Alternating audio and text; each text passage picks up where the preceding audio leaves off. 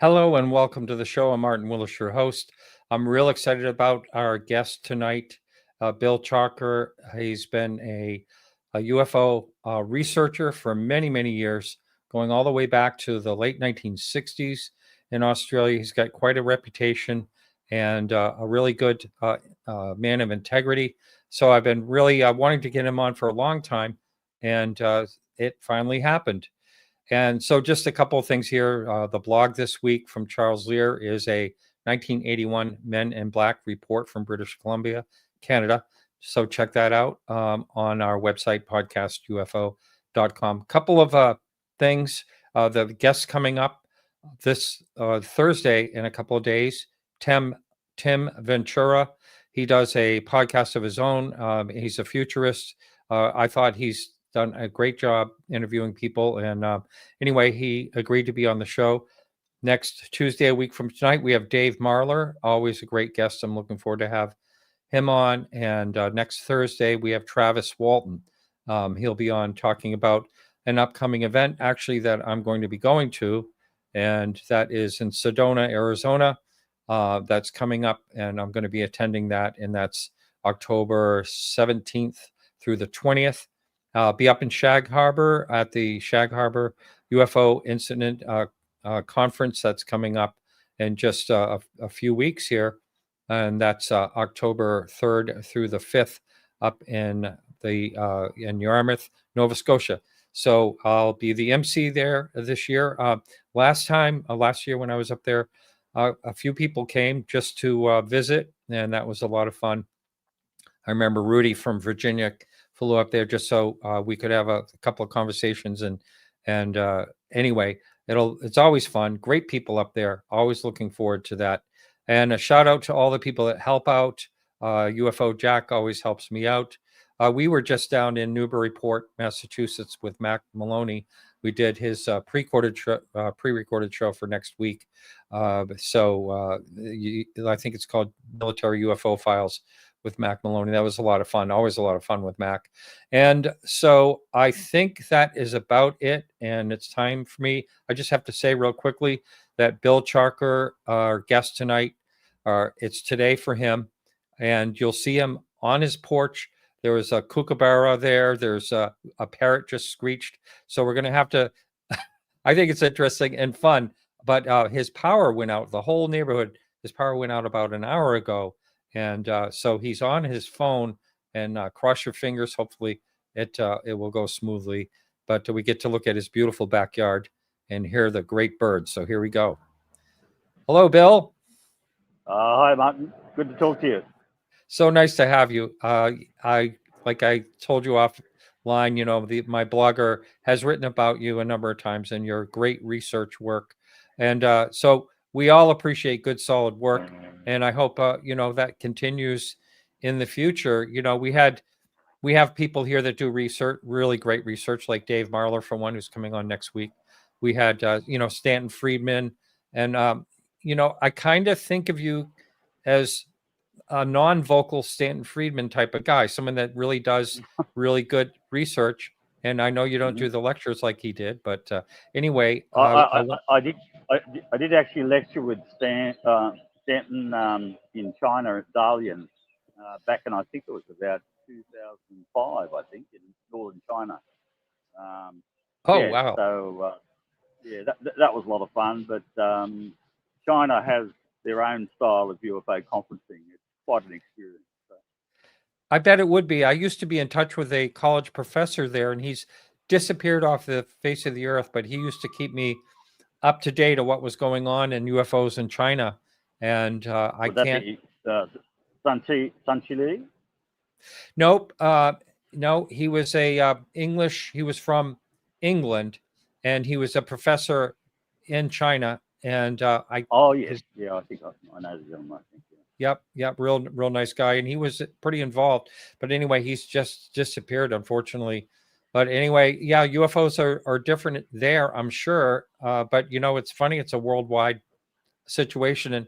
And while I might as well ask Charles Lear, the blogger that thinks a lot of you, he asked this question: why does it seem that the Australian government seems to be the most hostile to the subject, followed close by England. And so he's basically asking why the government of Australia is so. Do you consider them hostile against? Well, there certainly was a UFO program or UFO investigation they did in an ad hoc way that began way back in the 1950s, and it was kind of ongoing. But then they tried to decrease the level of involvement because essentially our Air Force, the Royal Australian Air Force, was the main, I guess, centre of involvement there. But they seem to have been involved from a number of different arms of the Australian government and military and intelligence and that kind of stuff. I can go into that in great detail, but certainly in the last 5-10 years, basically the overriding characteristic seems to be that the Australian government has their head in the sand and seem to be deferring to the United States, and they're part of the Five Eyes kind of worldwide military intelligence kind of sharing program, and one would expect that they are a part of it and are aware of what the United States government's doing on the UFO subject or UAP subject, but it's kind of a bit of a mixed bag. There's been a number of different briefing documents that have come out that where they've been sort of carefully trying to attempt to obscure the fact that there is some interest, and even denying that they've participated in Five Eyes type meetings on the UAP subject, and they actually denied that in public and then had to retract that and said that they had sent representatives, that kind of thing. So it's a bit of a, I've been there and seen that before, particularly with the variable nature of the RAAF role in the UFO subject as well. There's a good document I produced that I've had on the web since about 1999, which is called UFO Sub Rosa Down Under. And it's about a 100-page document, and it summarises, I guess, mainly the RAAF's role in the UFO subject here in Australia. That's the Royal Australian Air Force, and so there's a lot of history. But what I did find, I got access to the government files back in 1982, and that meant I could go to the headquarters of the Department of Defence in Canberra, and I think they were just expecting me to turn up for an hour or two, look at the files, go home happy. But I arrived on Monday at 9 a.m. and finished on 5 o'clock on the Friday. So I spent a total of 5 days Wow. through our government military files. So that allowed me to get a fair degree of accuracy in terms of the level of their involvement. But it's been somewhat ad hoc from time to time. There's been high levels of interest, but it seems to have gone up and down over the decades, mainly proportionate to the level of controversy that they might get caught up in. And the RAAF hates controversy, so they tend to try and avoid the subject at that point in time. But, so it's an interesting history, and for those that want the detail, check out the document UFO Sub Rosa Down Under, and you can find that on the Project 1947 website. All right, I'll make sure I link that to this to the show notes so the listener can, go check that out. So you mentioned off air that you have been a listener to the show, and I appreciate that. But I also want to say, when you talk about maybe the government is a little bit hostile about that topic, and someone wrote in here like lapdogs to the U.S. This is Shane. Actually, Shane, how you doing? I haven't seen you in a long time. Good to see you back here. We have a number of people from Australia actually in the chat here. But I wanted to say to you that as far as people go in the world that are paying attention to at least this particular show, you have 26 million people or so in Australia, and it's the second largest demographic that listens to this podcast. So the government may be against it, but there's a lot of people in Australia that are really into the topic. And Why do you think I have that a is? large proportion.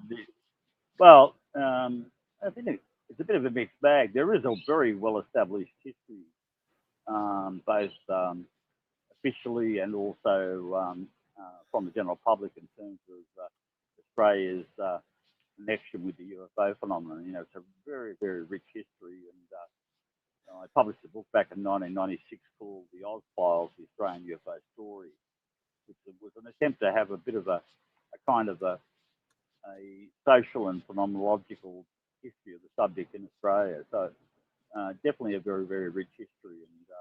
But there's an ebb and flow. Because of our population, you know, our country is about the size of the continental US in terms of size, but in terms of population, we're certainly a very sparse population spread around the country, mainly on the coast. Right. And so you guys have such a huge conference circuit with regard to UFOs that, you know, you can go into a UFO conference that seems practically every week, it seems, from out here in Australia.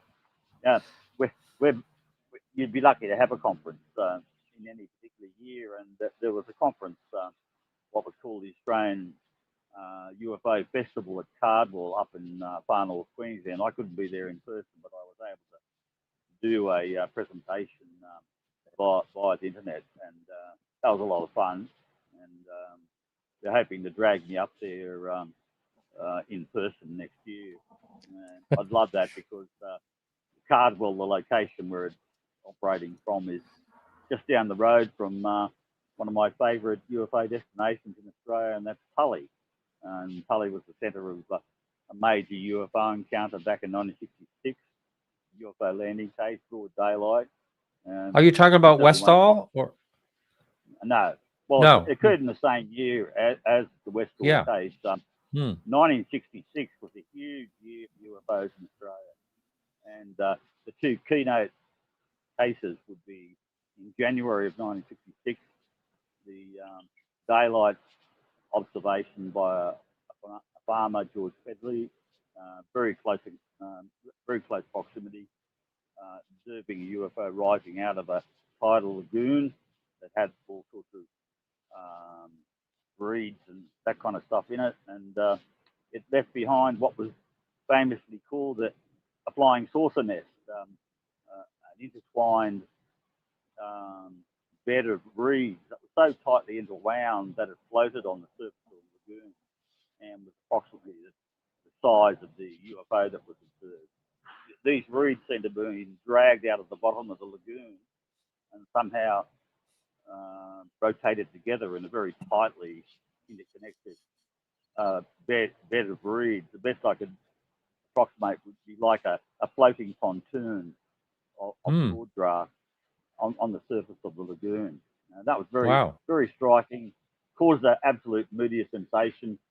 And only just recently, my friend in Canberra, Shane Ryan, who's probably familiar to you in terms of, he's got his website there on Westall 1966, quite an excellent site. And just recently, he found a private letter by a gentleman by the name of John Boost that was written a month after the January 1966 sightings.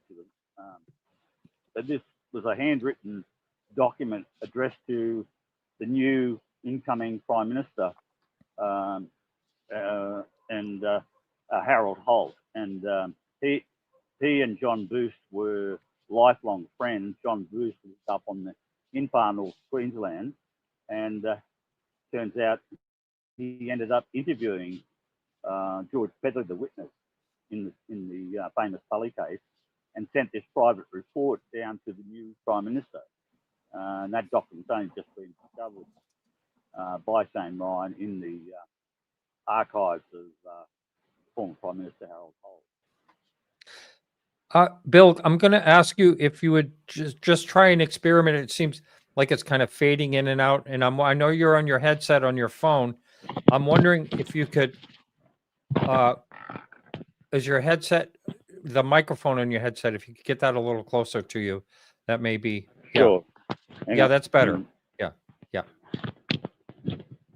Okay. How's Yeah. that working? Oh, much better. Okay. I wish I asked Okay. this earlier. Yeah, that's just fine. You can just let that hang. That's fine. I didn't realize that the microphone side was out of your headset. It wasn't in, but this is much better. So thank you for that. And so, Okay. yeah, much better. Perfect. So thank you for doing that. And so Westall, would you consider that like Australia's Roswell? I mean, how big of a incident would you consider that? Well, the Westall case was known. It occurred in April of 1966, and there was some media reporting of it. But essentially, I'd refer to it as a bit of a sleeper type case. Um, it wasn't widely reported at the time, and over the next decade or two, a number of witnesses would come forward. But with the advent of social media and podcasting and that kind of thing, the accessibility and the ability to track down witnesses increased.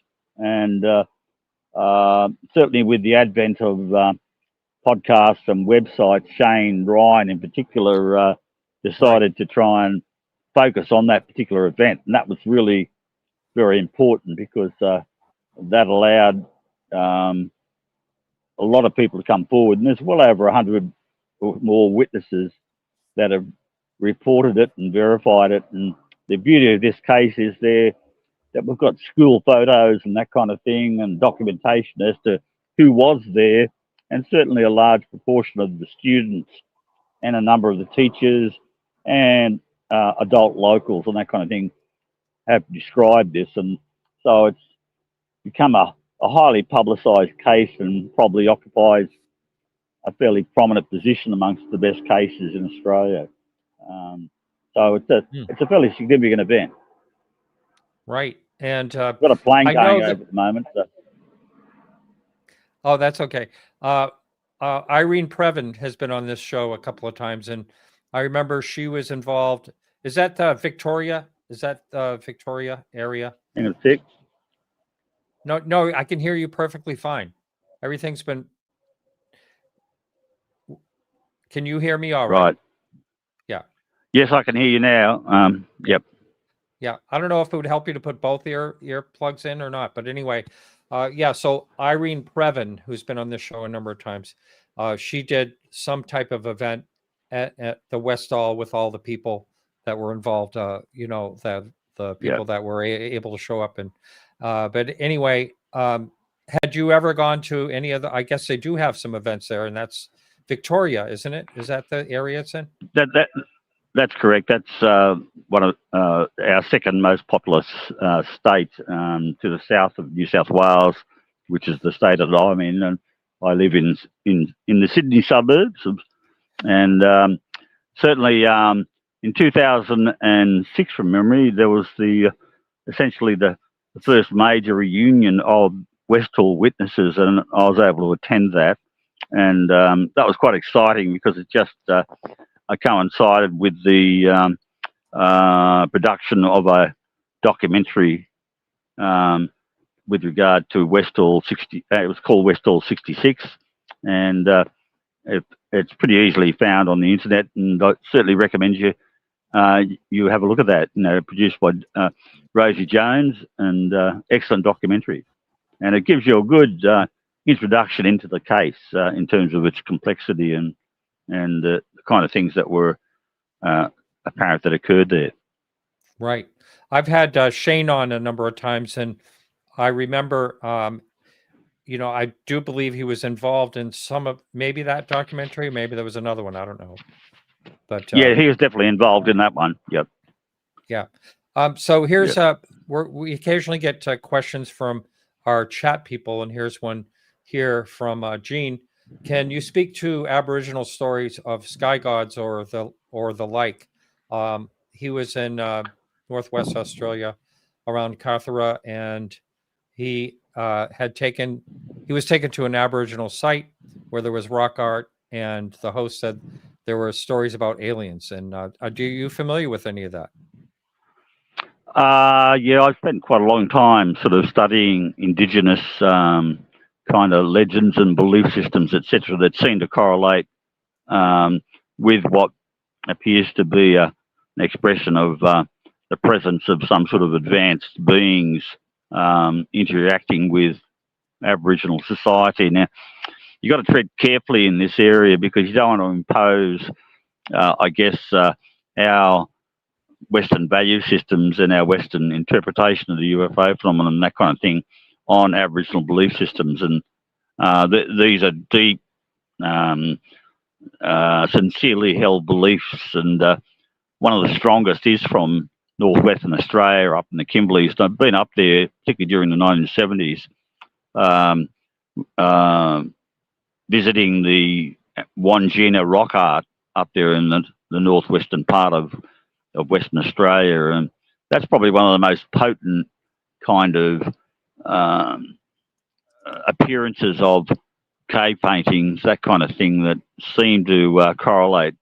And when you look at the images of the Wandjina, and most people around the world would have visualized the appearance of the Wandjina with the opening ceremony, or was the closing ceremony, I can't remember now, of the 2000 Olympics here in Sydney. And to see the huge Wandjina display rise up from the ground in the stadium was such a potent experience. And when you look at the appearance of the Wandjina with the two dark eyes and no mouth, that kind of stuff, or negligible mouth, it certainly conjures up a lot of potential correlations with modern day UFO phenomena and that kind of thing. And quite a lot of abductees that I've spoken to often draw correlations with in terms of the appearance of the beings that they've encountered. They generally defer to the imagery and appearances that appear in the Wandjina paintings. Now, speaking of abductions, is that, it seems like there's a lot of alleged abductions in this country. Do you hear about it that much in Australia? Yeah, quite a lot. I've investigated quite a large number of abduction style stories, and had a book published in 2005 in the US, of all places, through Simon & Schuster, called Hair of the Alien, which focuses on the Peter Khoury abduction event. He'd had a number of experiences, but what drew my attention into that case was the existence of a biological sample, a hair sample. And we were able to conduct probably what was publicly the world's first DNA analysis of a artifact, in this case a biological hair sample, that seemed to be implicated in an alien abduction story. And rather than be entirely prosaic, it turned out to be quite unusual. That it seemed to correlate with what appeared to be a hybrid DNA sequence, with differences between the shaft of the hair and the root of the hair, which in the normal hair sample, the DNA should be exactly the same in the root and the shaft.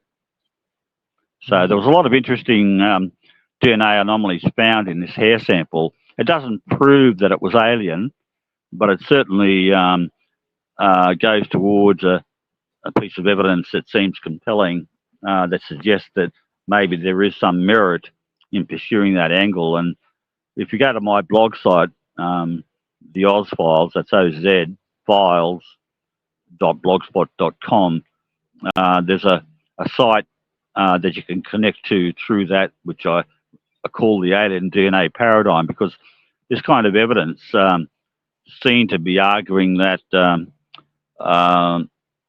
sort of indigenous peoples around the world, a lot of them do have this quite compelling sky god kind of myth system or belief system, and it's very common to have the legends of superior sky gods coming to Earth, imparting sort of advanced knowledge, and almost a kind of a a religious following, a belief system that rises up within these cultures. And rather remarkably, in the DNA that came from the Peter Khoury hair sample, we had suggestions that there was correlations with the DNA profiles of an indigenous tribe that was located in northern Thailand and southwestern China.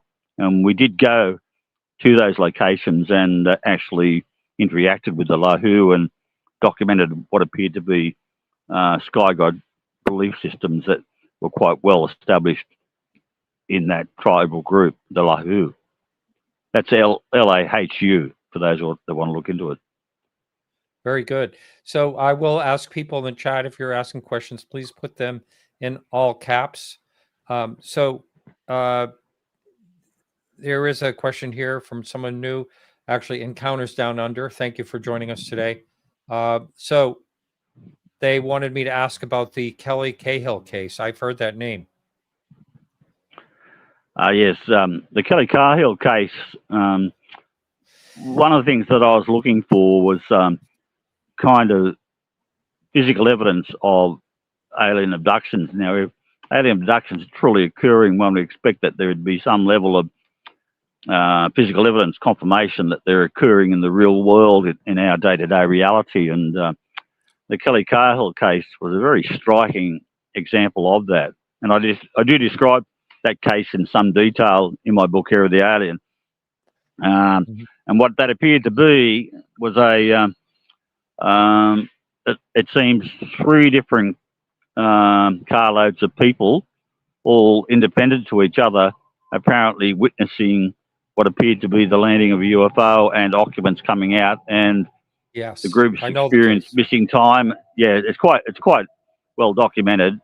Kelly became very public there for quite a while, and then eventually I get a call from her indicating, Bill, do you want my personal files? And I'd already had a huge amount of files, but in the end, she sent her files to me, and she's quietly kind of withdrawn from the UFO subject. She did for quite a while attend various conferences and that kind of stuff, but I can understand why people who have been high profile would eventually start to withdraw from the UFO field, simply because it can be quite toxic, it can be quite demanding, and there's a lot of wear and tear in terms of being highly public in the UFO field.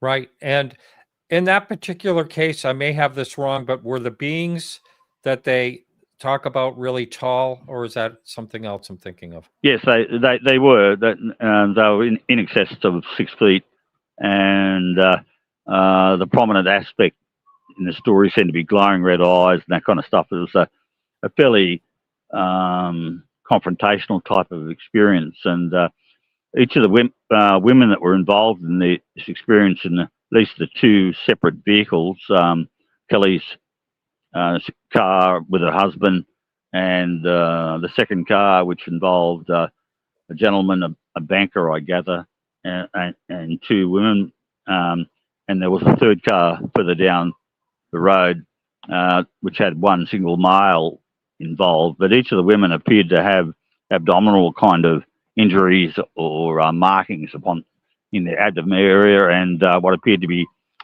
ligature marks around their ankles, that kind of thing.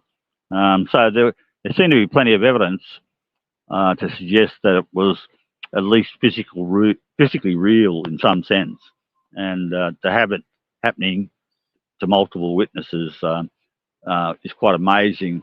And because it occurred in Victoria, and Kelly had contacted me, I thought it was best to have a Melbourne-based group investigate it, and that's what I facilitated. But unfortunately, that group has chosen not to share the final report that they had on the case. So it'd be good if they did, but I did write a preliminary report based on the information that I'd put together myself, and we're all looking forward to the report from that group. But after all this time, it's been a no-show. That's too bad. And Do you happen to know if any one of them did any regression, hypnotherapy, regression? Yes, Kelly did, but most of her story was consciously recollected. But then there are also fragments of missing time, that kind of thing, that depending on what your position is as to the utility of hypnosis, it can be a good thing and it can be a bad thing, depending on the way it's applied. And in Kelly's case, I think it added to a little bit to the story, but most of her story is what she consciously recollected. Mm-hmm. It came to her in fragments as well. I see. Yeah. So was it the 1966, the activity in 1966, that got you interested in the topic in the first place? No, it was actually, well, I guess it was in 1966 on the north coast of New South Wales, where I lived as a teenager, at Grafton on the far north coast of New South Wales. There was a range of sightings that, interestingly enough, involved local police officers pursuing UFOs around the countryside, both in Grafton, Lismore, Casino, a number of different locations. And there was widespread UFO sightings up and down the north coast. And there was a lot of publicity associated with those sightings. But that was in the middle of 1966. But in terms of the rest of the year, as I described earlier, the Tully UFO event, it actually occurred to the south of Tully, but it's been popularised under the name of Tully. It occurred during January of 1966, and also the other key cases occurred in April, and then we seem to have a trilogy of significant events there in Victoria. We've got the Westall school case, multiple witnessed event, possible UFO landing, that kind of thing. And there's also a case that really drew me in, because if it occurred the way it described, I'm talking here the Burkes Flat case, which occurred within a few days of the Westall school case, but in rural Victoria, an engineering guy driving between jobs in the evening observes what appears to be a very unusual light display in a paddock, and as he's approaching and that light source that was in the paddock, or the field, fenced off field off to the right, as he drew up to opposite, the headlight beams of his car seemed to bend in an acute V shape and got more and more acute as he passed by it. And he thought he was losing control of his car, and he tried to compensate because the headlight beams were veering off to the right. He compensates and almost collides with a tree, but then realises he's going off the road, compensates again, and sadly he learns that apparently a few days earlier a local chap had been killed in a car crash and had collided with that same tree. So there seemed to have been a suggestion of some sort of correlation between the fatality that had occurred at that location. I've been to that location, taken samples, and tried to correlate it with the site. There was a depression found in the field where the object had been. So it's a really interesting case, but not much in the way of physical data was able to be extracted, simply because a lot of time had passed. But also there was a coronary report, a coroner, in terms of the death at that site, but they refused to look at the possible UFO connection. Right, I remember the additional case that occurred, the trilogy of reports, was a daylight photograph of a UFO over Balwyn, which is a suburb of Melbourne in close proximity to Westall. Yes, I did have that. That is such a great picture, and I had that. I think I have it right here. That's it, isn't it? Can you see it? You may not be able to see it. Yep. A lot of people argue that it's a hoax photograph. Yeah. But having known the gentleman that took the photograph for a long, long time, it just seems rather extraordinary that he would create the photograph or hoax the photograph and still stick by it after decades. You know, the guy was a fairly Professor? well-credentialed and well-established businessman that did a lot of business activity in China and was quite well-established with his family as in the engineering game, that kind of thing, heavy equipment, that kind of thing. And so he seemed to have been the last kind of person that you expect to create a hoax. Right. And wasn't he working in his garden or something? And he had his camera there? Yeah, he was at his parents' property. He'd been taking photographs of the garden, mainly for the benefit of his mother, who wanted to know what she was overseas, and just about that time returning to Australia, and he just wanted to get some photographs of the garden. And there was also a handyman on the other side of the property. He kind of noticed some movement. What wasn't a total witness to the event, but the witness, Jim Kibble, he managed to take some Polaroid, the single Polaroid photograph. Now, again, it's a single witness essentially, but certainly happening at a period where there was a lot of UFO activity in Victoria. Right. So changing gears a little bit, because I know this, I believe this has been researched a lot, I know, but the Fred Valentich or Valentich, however you say that case, did you ever look into that case at all?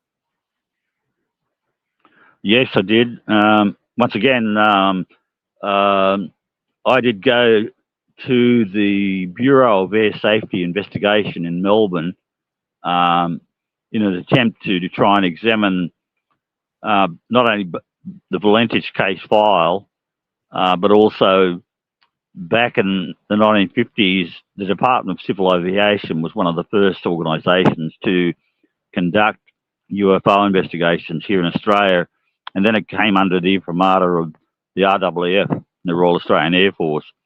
So I was interested in looking at their files, and I was allowed to get access to that, but I was specifically denied access to the Valentich file, which the officer in charge there had in front of me. And of course, I was trying to read it upside down, but he was leafing through it. But he said that under the current law, air safety investigations were not publicly made available until the case was finalised, and then a formal report would be produced, and that would be the extent of it. Normally, that kind of information is not widely made available. Now, did you ever listen to the original recording? And in the Valentich case, with Frederick Valentich disappearing, because it had garnered worldwide headlines, you know, the disappearance of a pilot in close proximity to what appeared to be a UFO, and the conversation between air traffic control, Steve Roby, Moorabbin Airport, and the pilot Frederick Valentich, which is quite an extraordinary audio if you have the opportunity to hear it. All right. Well, he's gone. So, well, thank you all very much. And I'm sorry to cut this short, but we have, again, we have Tim Ventura coming up on Thursday, that is, at 8 p.m. Next week, we have Dave Marler, same time, 9 p.m. on Tuesday, and then Travis Walton on Thursday. Thank you all so much. And remember to keep your eyes to the sky. And again, I apologize, and I appreciate you for hanging in as long as you did. Thank you.